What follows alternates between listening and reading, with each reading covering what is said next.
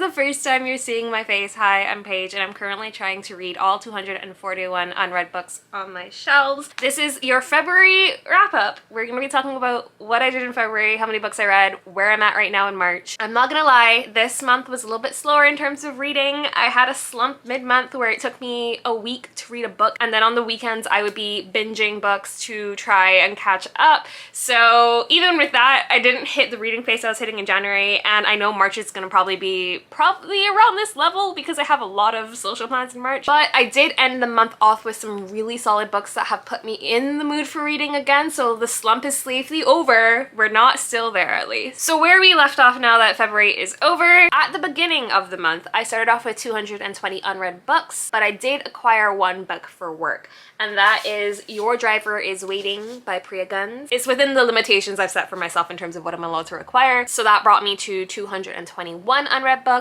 But then I did unhaul a book, and not because I was trying to bring it back down. It just was a book I decided in the moment. I was like, I'm not gonna read this. I'm probably not gonna enjoy this if I read this, so why put myself through that? And that was Fane. I parted ways with her. She's gone now from my shelves, and that brought me back down to 220 unread books. This month I read 15 books, which isn't quite the 21 that I read in January, but it's still a lot of books because that's probably more than I read in a couple months last year. Like, I saw that number and thought it was so little because of the challenge and because of what I'm trying to do, so my perspective is completely skewed in terms of my reading right now. So with 15 books read, that brings me down to 205 unread books at the beginning of March. I have finished some more books since then, I am proud to say. So of those 15 books, 8 were fiction books, either commercial or lit fic, just books that were not romances. 4 were straight up romances, 1 was a memoir, and 2 were speculative fiction. My favorite book of the month would have to be Van Gogh by Cherie Demeline. This is the book that keeps coming back to mind for me, and my opinions of the book shift as I realize more after the fact of reading. Like, the more I have to sit with this book, the more it grows in my esteem because I realize with like distance what the author's done. My least favorite books are gonna show that a girl has a range. They were tied in terms of their star rating. That's Barbarian, Alien, and My Year of Rest and Relaxation.